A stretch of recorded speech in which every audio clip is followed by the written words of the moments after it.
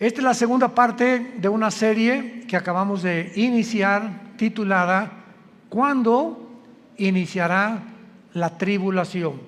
Si lo quieren apuntar para que continúen con esta serie, esta es la segunda parte.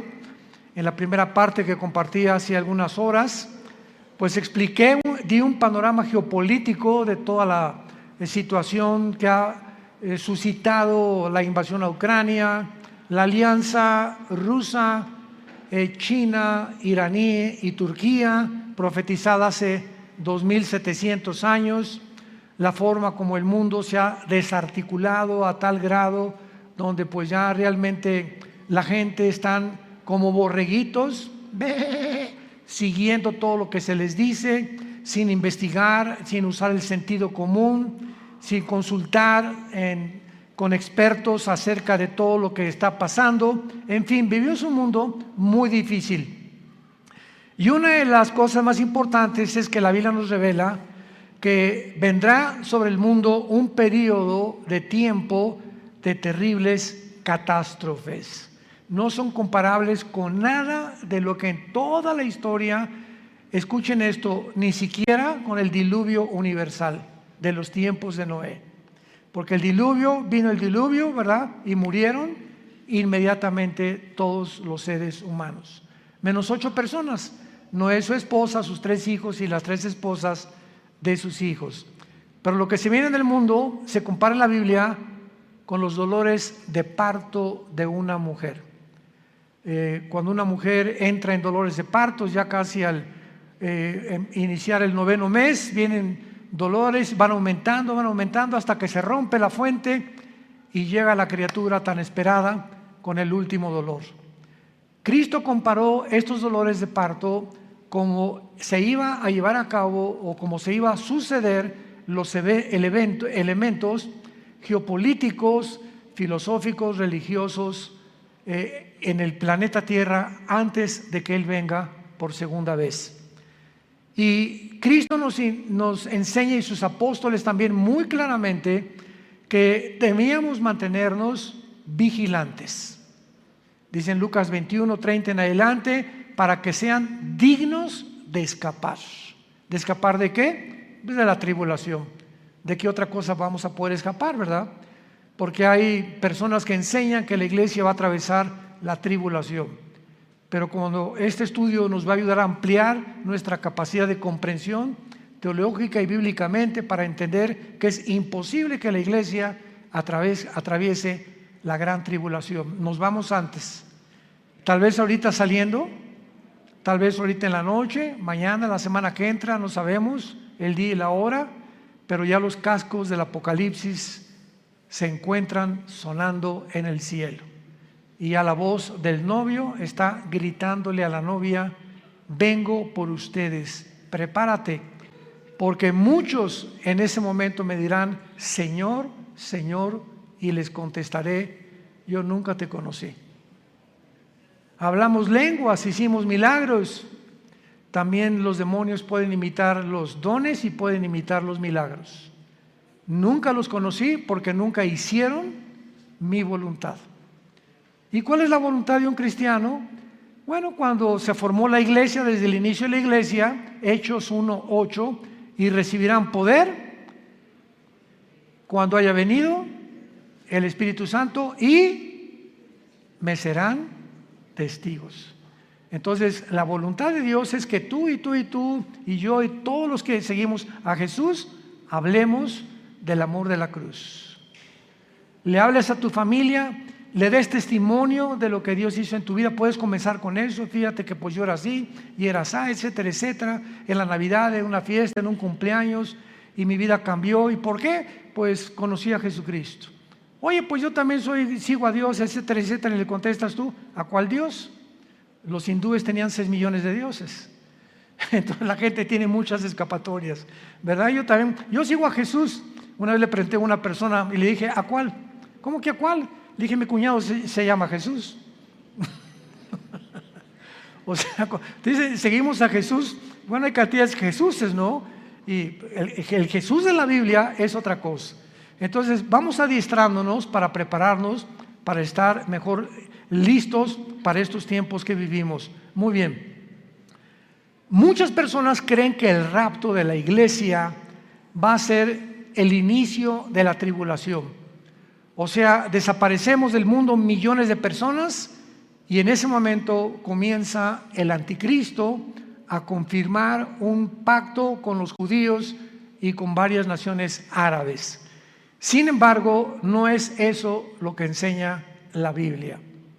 El principal propósito de la tribulación, y la tribulación no se inicia con el rapto de la iglesia. Podemos irnos, por ejemplo, hoy en la noche en el rapto de la iglesia, viene Cristo mañana por nosotros, y pueden pasar un mes, 2 meses o tal vez un año cuando comience la tribulación. Entonces no necesariamente viene el rapto e inmediatamente comienza la tribulación. La tribulación, los que quieran apuntar, comienza, tiene su inicio cuando el anticristo confirme un pacto de paz con la nación de Israel y con naciones árabes. Abran sus Biblias en el libro de Daniel, capítulo 9, versículo 27. Daniel 9, versículo 27. En este capítulo 9 de Daniel, de los versículos 24 al 27, se encuentra la famosa semana 70 de Daniel. Porque hace 2600 años, Daniel se encontraba en Babilonia cuando comenzó a leer al profeta Jeremías. Y Daniel descubre, leyendo el profeta Jeremías, de que el exilio o todo ese tiempo en que Nabucodonosor se llevó a los judíos a Babilonia, los 70 años de exilio estaban por terminar. Y Daniel se sorprendió, era un hombre de Dios que oraba 3 veces al día, en la mañana, en la tarde y en la noche. Estamos hablando de 1 a 2 horas diarias, perdón, en cada término de su oración.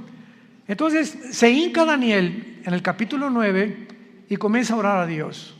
Señor, ya va a terminar la cautividad babilónica. Jeremías profetizó que serían 70 años y como él era un hombre que estudiaba la Biblia, como muchos cristianos, me espero que lo estén haciendo, estaba consciente de lo que iba a pasar. Entonces Daniel, después de orar, Dios le manda un ángel y el ángel baja del cielo, y antes de que el ángel llegue a Babilonia o a donde estaba Daniel, Satanás envía a otro principado, al principado tal vez de Grecia o de Persia, para impedir que el ángel que mandaba Dios llegara a la tierra y le diera a Daniel el programa o la respuesta de cuánto faltaba para que Dios terminara con la nación de Israel. Entonces hay una guerra en el cielo, está en el capítulo 10 de Daniel, hay una guerra en el cielo. Finalmente el ángel llega hasta donde era Daniel y el ángel le revela a Daniel todo el programa cronológicamente de la nación de Israel. Porque todo el Antiguo Testamento, el pueblo de Dios es Israel. El Nuevo Testamento es la iglesia. Y la iglesia no es Israel, ni Israel es la iglesia. Son 2 entidades completamente diferentes. Israel no era el cuerpo de Cristo como se formó con la iglesia. Nosotros somos el cuerpo de Cristo. Israel era la esposa del Padre y Dios se divorcia, le da cartas de divorcio a Israel y hasta el momento Israel, el antiguo pueblo de Dios, se encuentra en la banca. Y Dios forma a una entidad nueva que se llama la iglesia desde hace 2000 años, después de la resurrección de Jesucristo y desde el día de Pentecostés. Entonces la iglesia es una entidad completamente diferente de Israel. Entonces Dios, el ángel le dice a Daniel, Daniel, Dios tiene 490 años en su programa para terminar con la nación de Israel. Y la palabra que se usa aquí son 70 semanas. Así dice el versículo 24. 70 semanas están determinadas, decretadas sobre tu pueblo Israel y sobre tu santa ciudad Jerusalén. Los judíos tenían semanas de días y tenían semanas de años. Y aquí es lógico, ¿verdad? Por el contexto, que no está hablando de semanas de días, como lo vamos a comprobar. Entonces, 70 años están decretados para Israel, para que Dios ya acabe finalmente con toda la historia de Israel. Y el ángel le dice a Daniel: desde que se comience a restaurar la ciudad de Jerusalén, porque en aquel tiempo llegaron los babilonios, llegaron los medos persas, llegaron todo, ¿verdad? Y acabaron con Jerusalén. Cuando comience a ser restaurada Jerusalén, hasta el Mesías, habrá 483 años. 483 años, o sea, 6 semanas, que son semanas de años, vuelvo a repetir. ¿Cuándo se comenzó a restaurar Jerusalén? Nehemías, capítulo 2, del 1 al 6. Cuando el rey Artajerjes de Persia le ordena a Nehemías y le da permiso para que regrese a Jerusalén, que estaba hecha pedazos, y comience su reconstrucción. Y del momento de que se decretó el regreso o la restauración de las murallas de Jerusalén hasta el Mesías, matemáticamente, damas y caballeros, santos de Dios, lo comentaba en la conferencia anterior, para cualquier ateo, cualquier escéptico, cualquier agnóstico que esté buscando evidencias en la Biblia, esto es extraordinario.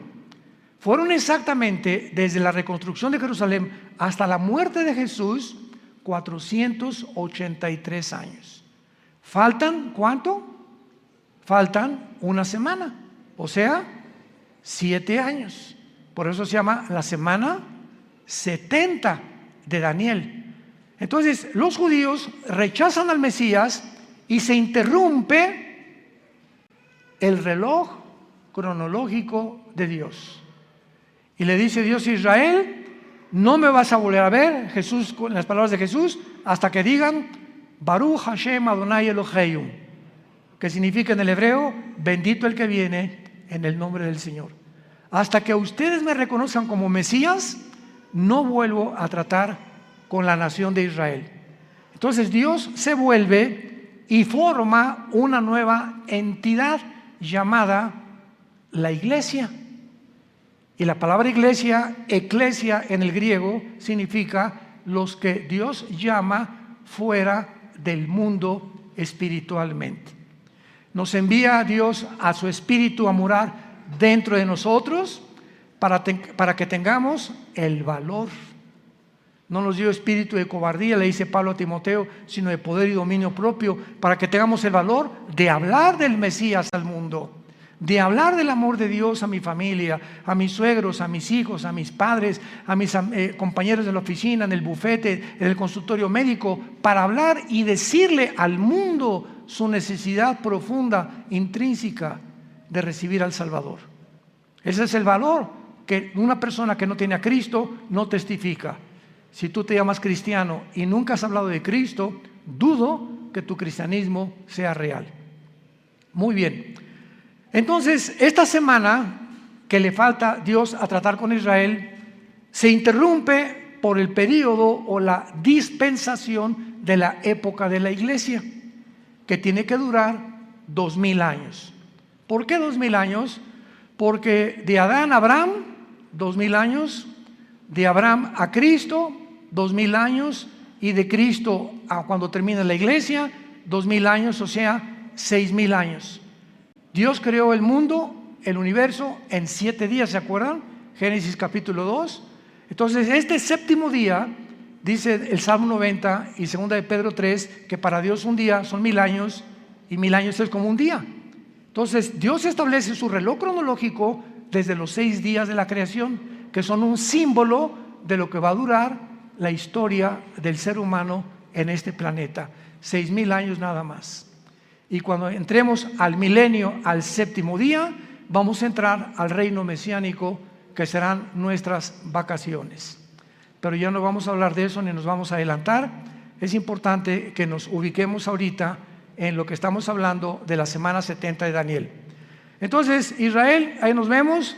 Ya no te voy a ver hasta que usted me reconozca. Mientras tanto, Dios se voltea, porque la Biblia dice, los ojos de Jehová están sobre los justos. Y cuando habla la Biblia de los ojos de Jehová, se refiere a su presencia. Entonces, cuando Dios dice, me volteo y no te veo, significa, Dios te ha dejado. Haz lo que tú quieras, Pepito, haz lo que quieras, Carmelita, ya no me vuelvo a meter con tu vida. Y se voltea a Dios y te deja que te hundas y toques fondo. Es la forma como Dios juzga a los seres humanos.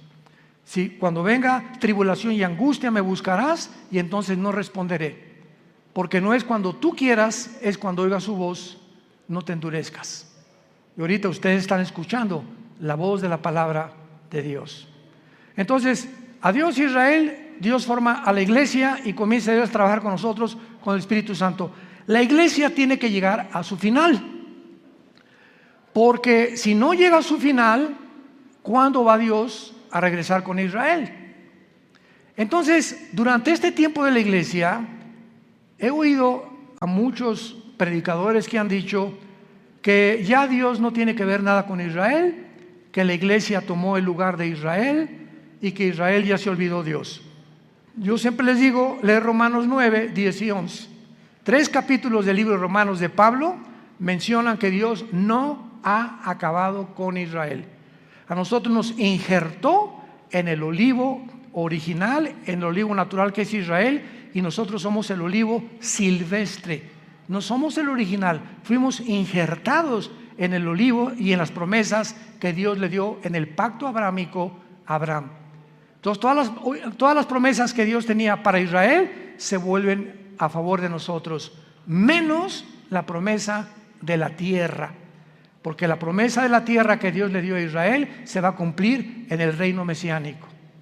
Entonces, ahora que Dios está tratando con la iglesia tiene que salir del mundo para que estos 7 años que quedan de la semana 70 de Daniel, que se llaman los 7 años de la tribulación, y vamos a ver qué otros términos se usan en la Biblia, Dios trate con Israel y los meta a un horno. ¿Qué microondas ni qué nada? Va a ser un horno de fuego donde los va a purificar para que puedan estar listos y entrar junto con nosotros al reino mesiánico o al reino milenial. Pero veamos el versículo que más nos interesa, que es el versículo 27 de Daniel 9. Y por otra semana, o sea, por otros 7 años, ahí está la semana 70 de Daniel, es la semana que falta para Israel, que son los 7 años de la tribulación. Y por otra semana está hablando del anticristo. Confirmará el pacto con muchos. A la mitad de la semana hará cesar el sacrificio y la ofrenda, y después, con la muchedumbre de las abominaciones, vendrá el desolador, que es el anticristo, hasta que venga la consumación y lo que está determinado se derrame sobre el desolador. Santos de Dios, este versículo 27, por eso la Biblia es más moderna que el periódico de mañana en la mañana. La Biblia es más moderna que cualquier noticia que el mundo pueda sacar, porque todo Dios lo puso con anticipación para que cuando suceda nos acordemos que Dios es el Dios que conoce el futuro. Y ese es el verdadero Dios al quien tú y yo estamos sirviendo. Noten ustedes, hablando del anticristo, versículo 27, y vamos a traducirlo, por 7 años el anticristo va a confirmar, no a afirmar. ¿Ya lo vieron? Confirmar un pacto. Esto significa que cuando nos vayamos nosotros y el anticristo se siente con los rabinos judíos o con los gobernantes de Israel actuales, o no sabemos quiénes serán, para firmar un pacto, confirmar un pacto, estos gobernantes judíos van a aceptar que este hombre les garantice la paz por 7 años, por la semana 70 de Daniel, que son 7 años. Entonces el anticristo les va a decir: por 7 años les garantizo que ninguna fuerza externa, ningún poder, ni Rusia, ni China, ni nadie los va a atacar. Pero al mismo tiempo dice: confirmará el pacto con muchos, aparte de Israel. ¿Quiénes son estos muchos? Las naciones árabes, que han sido su principal enemigo de Israel. Ahora, qué maravilloso. Desde 1948 que Israel se estableció como nación soberana, independiente y libre, y el mundo estupefacto volteó hacia Israel. En un día se formó una nación, después de casi 2000 años que estuvieron exiliados por todo el mundo. Entonces, esto es impresionante, porque desde 1948 hasta principios de este siglo, síganme con cuidado, hasta principios de este siglo, solo dos naciones árabes habían firmado pactos de paz con Israel: Jordania y Egipto, que todavía permanecen estos paz con Israel. Pero en estos últimos meses de la administración de Trump y la administración de los demócratas en Estados Unidos, las naciones árabes, aparte de Egipto y Jordania, cosa que nunca se había visto en la historia, comenzaron a decirle a Israel: ¿nos das chance de estar bajo tu paraguas? ¿Qué? ¿What? ¿Nos das oportunidad de que quedemos bajo su protección? ¿Cómo? ¿Qué hizo que las naciones árabes comenzaran? Bahrein, los Emiratos Árabes Unidos, Sudán, Marruecos, le estén pidiendo ayuda a Israel a entrar en lo que se llama el Acuerdo de Abraham, que firmó Israel con los Emiratos Árabes, con Bahrein, puras ciudades árabes, y últimamente ya son casi 6 o 7 naciones árabes que están bajo el paraguas de Israel por causa de Irán. Porque Irán comienza a bombardear a Arabia Saudita hace 1 o 2 años, a sus pozos petroleros, y Estados Unidos no interviene, ni tampoco Israel, porque Israel no tiene ningún pacto con Arabia Saudita, es la nación más grande de toda la península arábica. Entonces se dan cuenta los árabes que si Estados Unidos no los protege ya, solamente les queda la aviación y el ejército de Israel, que es el ejército más poderoso del mundo entero. Así de chiquititos, pero bien picosos.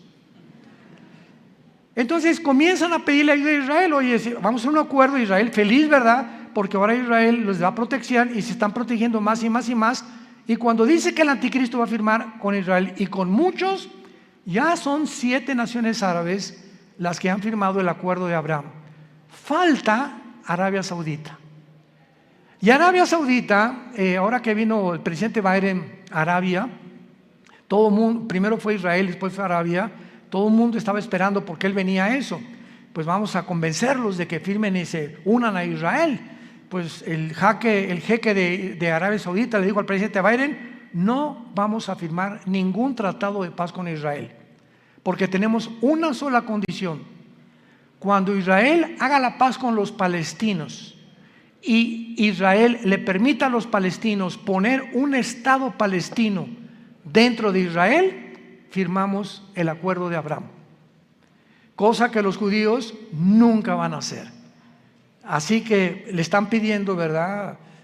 Algo que está completamente en contra de la misma política de hace más de 75 años que se formó Israel, para que ellos permitan que los palestinos formen un estado dentro de Israel. Imagínense, ahorita están los palestinos en la Franja de Gaza, están en el Banco Oriental, en Jericó, y están en la frontera con Galilea, en las colinas del Golán, Siria, apuntando los cañones contra Israel.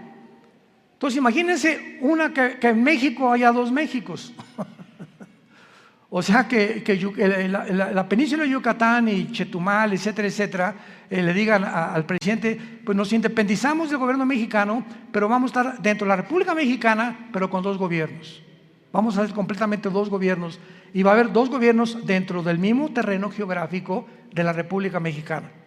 Pues esperamos guerras, ¿verdad? Esperamos siempre haber problemas, porque pues ¿cómo vamos a poder estar 2 presidentes gobernando el mismo terreno geográfico que nos pertenece desde hace miles de años?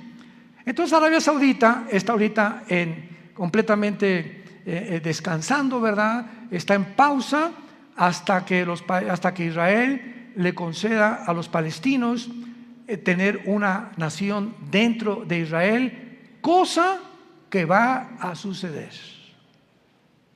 ¿Dónde lo encontramos? En el libro de Joel, en el Antiguo Testamento. Ahí denle la vuelta a Oseas, después de Daniel, para que no se vayan hasta Génesis. Y luego sigue Joel, no se pierdan tanto. Y aquí en el libro de Joel, capítulo 3, que describe la Tercera Guerra Mundial y la venida de Jesucristo, dice así, Joel capítulo 3, versículo 1 y 2, principalmente.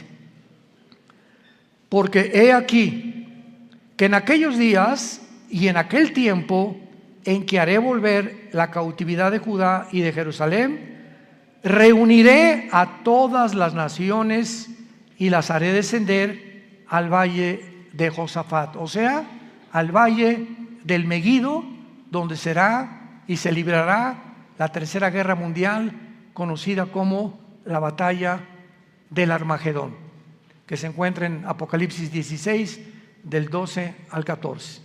Los reuniré en el valle de Josafat y allí entraré en juicio con ellas a causa de mi pueblo y de Israel, mi heredad, a quienes ellas esparcieron entre las naciones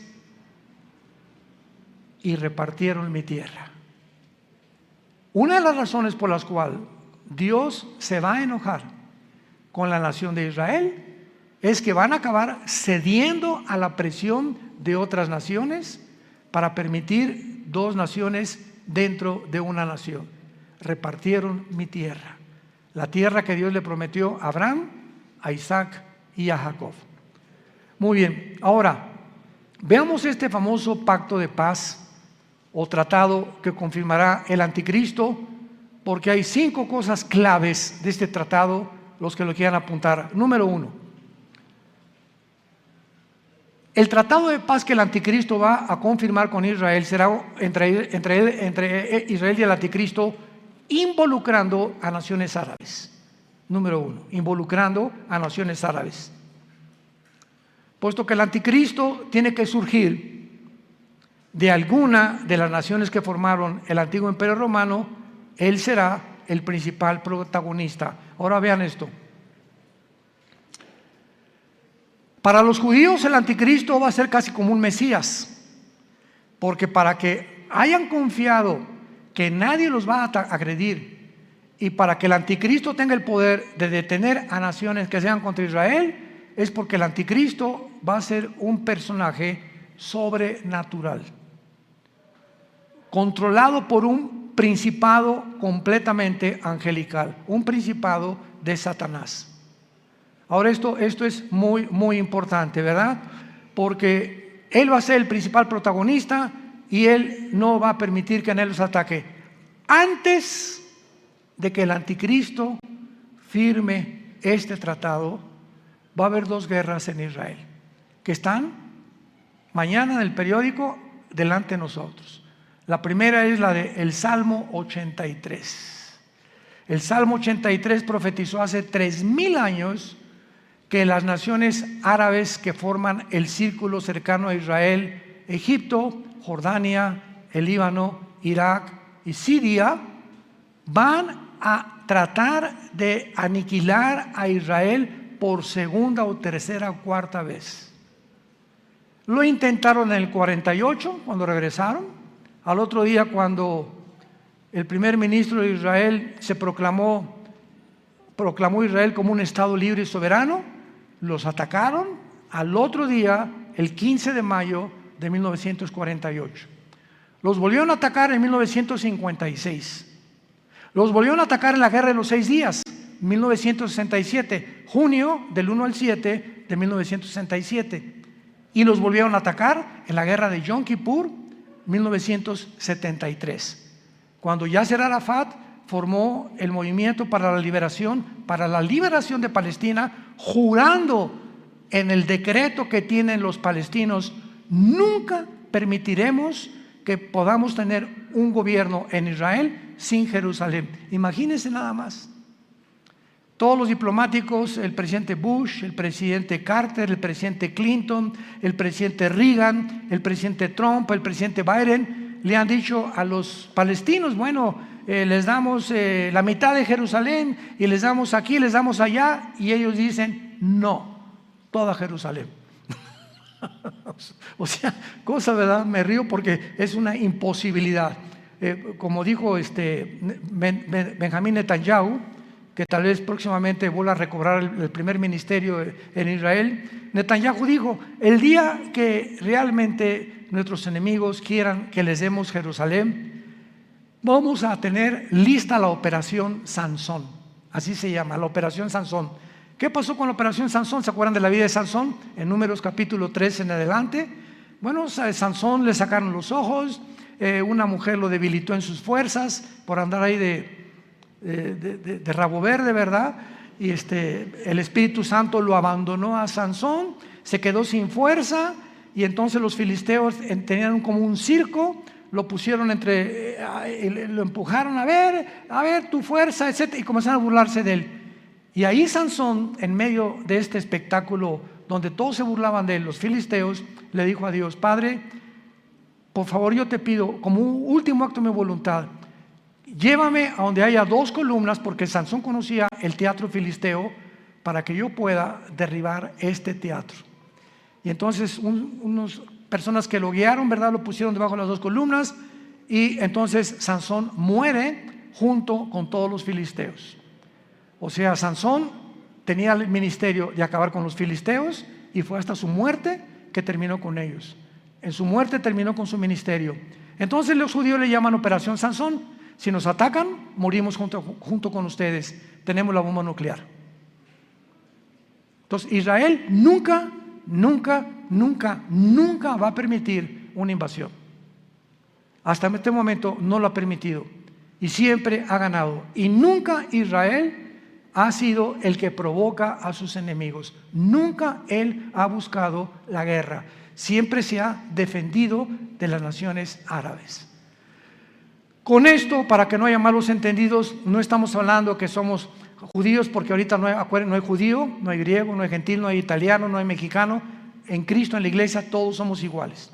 Y ahorita los judíos tampoco son parte de Dios. Están en la banca. Ahorita la iglesia son los ojos y el interés principal de Dios el Padre. Pero Dios va a regresar con ellos cuando la iglesia no está en el mundo. Esta guerra del 83 no tarda en liberarse, porque Irán sigue amenazando a Israel. Esta semana Israel bombardeó el aeropuerto de Alepo, donde encontraron que había aviones cargados de armas iraníes que estaban proveyéndoselas a los sirios para atacar a Israel. Entonces, ahorita Israel anda, ¿verdad?, pero con los ojos abiertos, con sus aviones F-35 vigilando por todos lados, que no haya movimientos de armas de Irán, principalmente a Líbano, a Siria o a Irak, porque son las naciones donde Irán tiene la supremacía. Irán ahorita sostiene a Hezbollah, el grupo terrorista más grande del mundo en el Líbano, sostiene a los yudis en Yemen, en la península arábica, y sostiene al grupo de Hamas en la franja de Gaza o en la franja de los palestinos. Así que Irán ahorita es el peligro número 1 del Medio Oriente, y es el que va a iniciar esta guerra para que ataquen a Israel. Muy bien. Después de esta guerra, que tal vez nosotros la vayamos a oír en estos días, porque ya no tarda ahorita con tantos viajes que está bombardeando Israel y a Siria e Irán, y van a tener que responder, y se va a armar un conflicto bélico muy grande. Israel va a volver a ganar, de acuerdo al Salmo 83, va a volver a ganar. Y después de la guerra del 83, viene la guerra de Gog y Magog. Ezequiel 38 y Ezequiel 39, en el Antiguo Testamento. ¿Cuál es la guerra de Gog y Magog? Cuando Putin vea que ya los judíos vencieron a los árabes, ahorita Putin está reuniendo a todas las naciones islámicas del mundo entero bajo su sombrilla. Y bíblicamente en Ezequiel 38 las naciones que van a estar en la región de Magog. Magog es una zona geográfica que comienza desde Finlandia, el mar Báltico, baja por Ucrania. Ucrania pertenece a Magog, por eso nunca se va a salir Putin de Magog, de Ucrania jamás. Kirguistán, Uzbekistán, Kazajistán, Afganistán, Pakistán y todas las regiones del mar Báltico y del mar Negro que están al sur de Rusia, que se dividieron de Rusia en 1991, cuando el comunismo cayó, se perdió Rusia, la Unión Soviética, el 30% de su territorio, que son todas estas naciones que ahora son independientes de Rusia. Pues Putin, su propósito es reunirlas a todas, y todas son musulmanas, menos Ucrania. Todas son musulmanas, menos Ucrania. Y todas estas naciones se van a unir después de la guerra del 83 para venirse en contra de Israel. Qué interesante que Putin tenga semanas buscando alianzas con todas estas naciones. Ya está en Kazajistán, acaba de salir de Kazajistán hace algunos días y va a comenzar a recorrer o a hacer una campaña para unir estas naciones y se cumpla Ezequiel 38 y 39. Que será la guerra de la antesala de la guerra del Armagedón. Y pienso de una forma particular que estas dos guerras, la del Salmo 83 y la de Ezequiel 38 y 39, van a suceder antes de que nos vayamos de este mundo. Es posible que veamos y seamos testigos de estas dos invasiones. Y el anticristo, viendo que otra vez derrota Israel a Rusia, porque viene de Rusia con Gog y las naciones musulmanas, entonces el anticristo va a ser el papucho de papuchos. Y ya no va a haber nadie que le pueda hacer frente en el mundo entero, porque ya acabó Rusia, ¿verdad? Ya acabaron las naciones árabes, el primer círculo, los musulmanes ya no van a tener el poder para poder atacar a Israel. Y entonces el anticristo va a erigirse como el dictador número uno del mundo entero, y el anticristo va a unir a Europa con el Medio Oriente. Se van a formar dos continentes, Asia, Medio Oriente y Europa, en una mezcla. Daniel capítulo 7, los 10 cuernos y los 10 dedos de la estatua de Nabucodonosor, y de entre estas 10 naciones, 5 de Europa y 5 del Medio Oriente, dentro de una de ellas, Daniel 7 dice, surgirá el anticristo. Así que no especulemos que el anticristo es el Papa, o que Obama tiene cara del anticristo también, o que el príncipe Felipe por aquí por allá, o que Gorbachov se murió hace 3 días, así que tampoco podía ser el anticristo. Decían que porque tenía un lunar aquí era el 666. Bueno, ha habido tantas especulaciones, ¿no?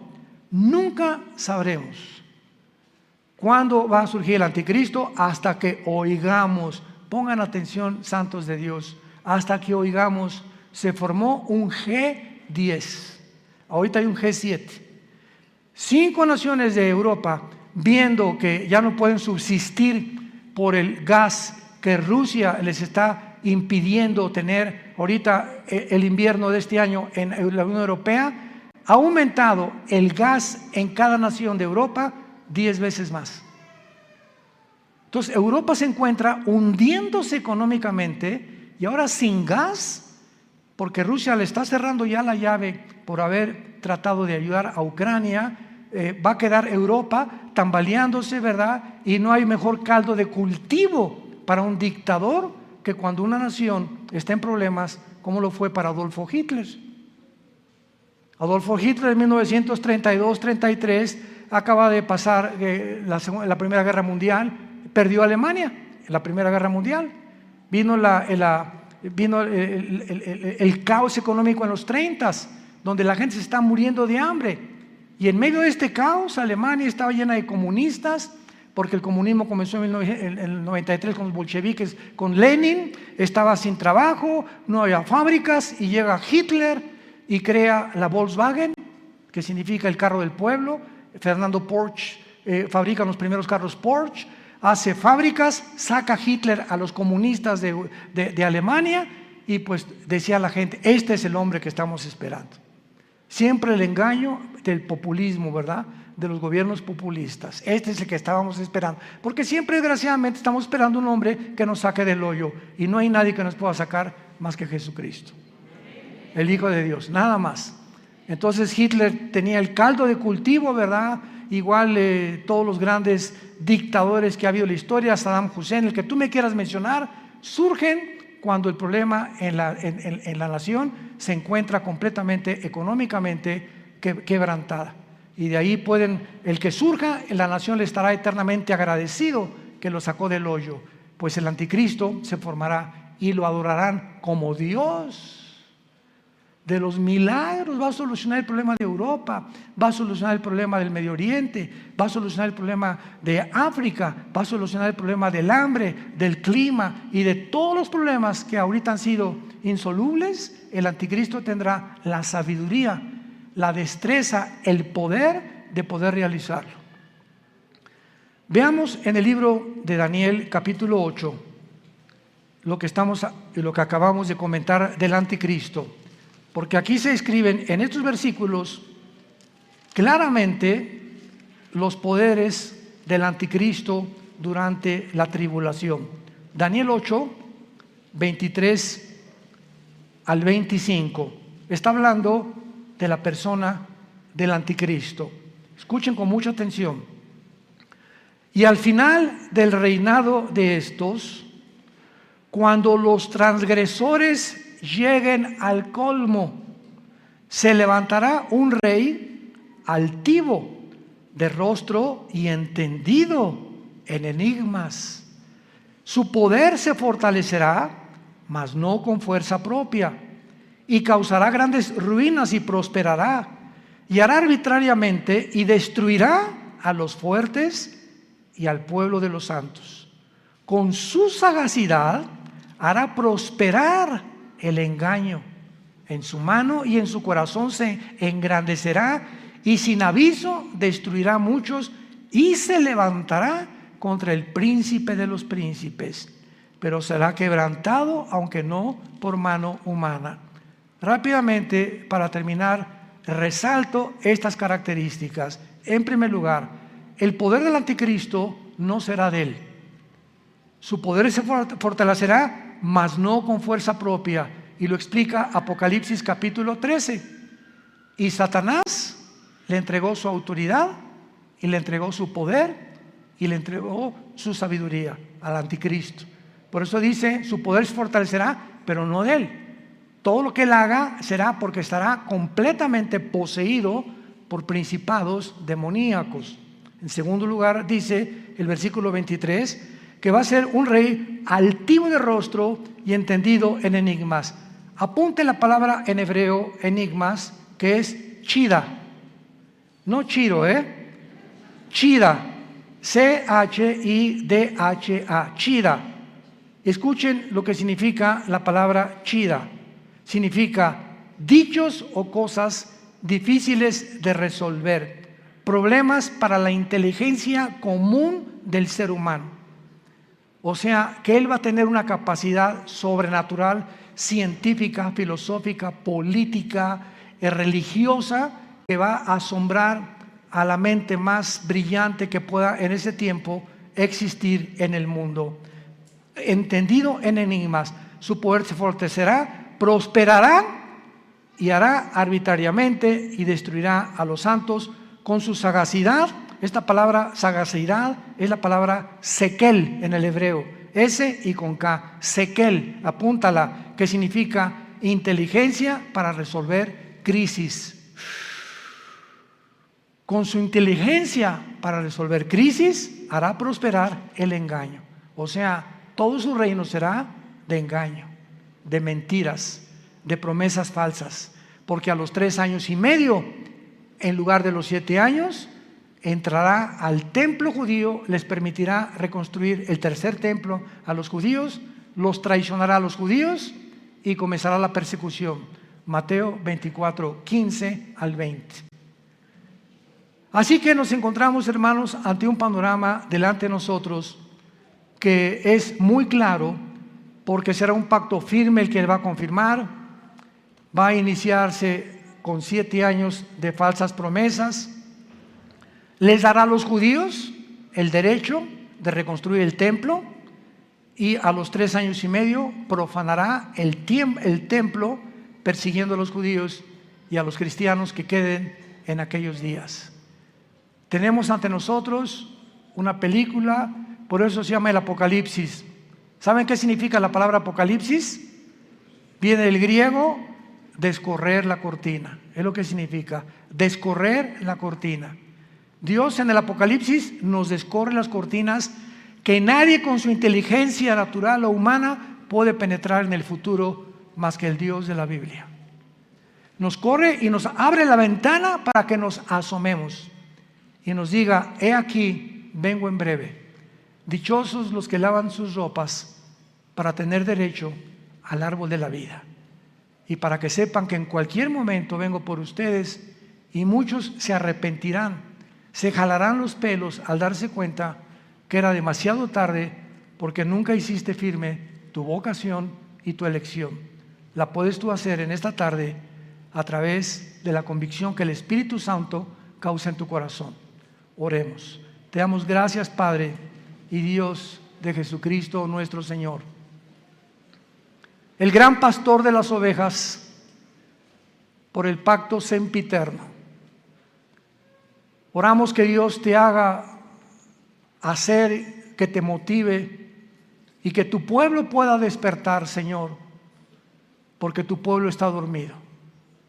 Hay un engaño operando en el mundo entero ya, haciéndonos creer cosas que no son reales. Los medios de comunicación están llenos de mentiras, falsedades por todos lados, donde el mundo ya no sabe qué creer y qué no creer. Pero tenemos la palabra profética más segura, a la cual haríamos bien en estar atentos como una antorcha que alumbra en lugar oscuro hasta que el lucero de la mañana salga en nuestros corazones. Gracias, Padre, por tan grande salvación, por esa cruz donde tu Hijo le pusieron espinas en la cabeza, clavos en las manos y clavos en los pies, y desangrando y agonizando, Él pudo expresar las palabras más sublimes que un hombre en ese estado pueda expresar: perdónalos porque no saben lo que hacen. Pero en este momento tú ya sí sabes que Él murió por ti, para pagar por tus pecados, que fue enterrado, crucificado y resucitado a los 3 días, y que tú necesitas abrazar esa cruz hoy que tu corazón está preparado, e invitarlo a tu vida como tu Señor y Salvador. Dile estas palabras desde lo profundo de tu alma, si quieres en este momento arrepentirte de tu vida y entregársela a Dios. Padre, te pido perdón por mi vida, por mis pecados. Creo que en esa cruz con tu sangre pagaste por ellos, y que a los 3 días resucitaste de los muertos. Y porque creo que vives, Jesús, te pido que entres a mi corazón como mi Señor y mi Salvador. Te doy gracias por la vida eterna y por lo que harás en los pocos días que me quedan de vida para hablar de ti, Señor. No perderé ninguna oportunidad ya en la vida de dar testimonio de tu gracia y amor en la cruz. En el nombre de Jesús. Amén. Gracias a Dios por esta palabra. Gracias a Dios por este libro maravilloso que Dios nos ha dejado. Ámala. Lee la Biblia, estudia la Biblia, memoriza la Biblia, medita la Biblia, día y noche. Y Dios te promete, el Dios que inspiró este maravilloso libro, que es un compendio de 66 libros, que Él te hará prosperar en todo lo que tú hagas, si tú buscas a Él y su reino en primer lugar. Y Él no es hombre para que mienta, ni hijo de hombre para que se arrepiente. Lo que Dios cumple lo va a hacer realidad en tu vida. Pero tú tienes que apegarte, abrazar, arraigarte a esta palabra santa. En la mañana ábrela en los Salmos, en Proverbios, en Juan, léela 15 minutos, 20 minutos. Antes de leerla, Padre, abre mi corazón a tu palabra, dame entendimiento, Espíritu Santo. Ahorita vamos a comer todos. No están ayunando, ¿verdad? Y antes de comer, donde quiera que estés, ahora agarra a tu mamá, a tu esposa, que tal vez no habías hecho. Padre, gracias por estos taquitos de barbacoa. Gracias, Señor, por esta comida, en el nombre de Jesús. Y comenzamos ya a vivir una vida de agradecimiento al Creador y al que dio su vida en una cruz por nosotros. Antes de acostarte, Padre, gracias por este día. Me acuesto en paz, me acostaré y así mismo dormiré, porque tú me haces vivir confiado. Quiero dormirme como un angelito sin pensar en nada, porque mañana tú me dirás qué cosa tengo que hacer. Pero comienzas a experimentar una paz que sobrepasa el entendimiento, que nunca habías experimentado hasta el momento que recibes a Cristo.